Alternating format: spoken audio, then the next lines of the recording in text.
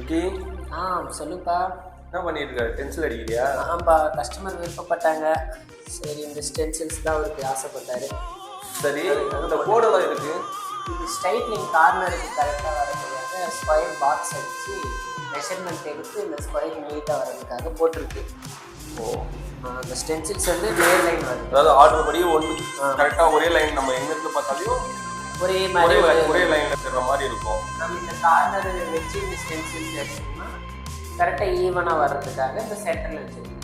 அது இந்த சென்டரில் வச்சோம்னா கொஞ்சம் சைடாக வந்து இந்த கார்னர் வச்சு மெஷர்மெண்ட்டு தான் எல்லாம். இப்போது டென்சில் அடிக்கிறது வந்து ரொம்ப ஈஸின்றாங்க, உண்மை தானா? ஈஸின்றது இல்லை, இங்கே பார்த்தீங்கன்னா தெரியும் எல்லாம் தொடச்சி தான் போட்டுட்ருக்கு. வேலை கொஞ்சம் க்ளீனாக இருக்கும், நல்லாயிருக்கும். அதாவது அந்தந்த ஒர்க்கு செய்யும் போது தான் அதோடைய இது தெரியும். இது எதுக்காக கேட்கறதுனா, இன்னைக்கு வந்து டென்சிலுக்கு நிறைய பேர் யூஸ் பண்ணுறதில்ல. ஆமாம், இதனாலேயும் டென்சில் யூஸ் பண்ணணும்னு தெரிஞ்சும் யூஸ் பண்ண முடியாமல் நிறைய பேர் இருக்காங்க. கண்டிப்பாக அதெல்லாம் இவங்க பார்த்து கரெக்டாக தெரிஞ்சு மெஷர்மெண்ட் மட்டும் எடுத்து போட்டாங்கன்னா நல்லா. அளவு தான், நம்ம வால் வந்து எவ்வளோ அளவு இருக்குன்னு அளவுக்கு அதில் பிரிச்சுக்க வேண்டியது. அதிலேருந்து நம்ம பிரிச்சுக்கிட்டு நம்ம நூல் அடிச்சுக்க வேண்டியது தான்.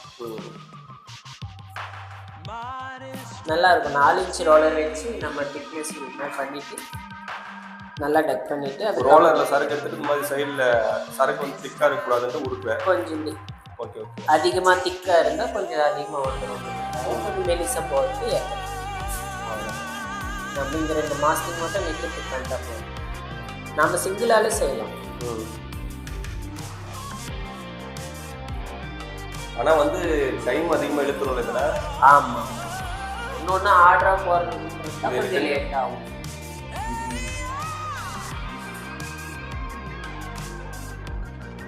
அதையும் கீழே கை வச்சிருக்கேன். ஷீட் வந்து ஷேக் ஆகாத இருக்கிறதுக்காக இங்கே ஒரு பேலன்ஸ் கொஞ்சம் அழுத்தி பிடிச்சோம்னா இது ரிமூவ் பண்ணும்போது இது நவகிராக இருக்கிறதுக்காக நான் இங்கே அழுத்தம் கொடுத்துட்டு ஷீட் மாஸ்கிங் இது ரிமூவ் பண்ணிவிட்டு சென்டர் கார்னரை பிடிச்சி அதே மெதுவாக இப்படி எடுக்கணும். எடுக்கும்போது தனியாக ஷேக் ஆச்சுனாக்க பேக்ரவுண்டில் இதாகிடும், பேக்ரவுண்டு கசிய ஆரம்பிச்சிடும். நல்லாயிருக்கும்.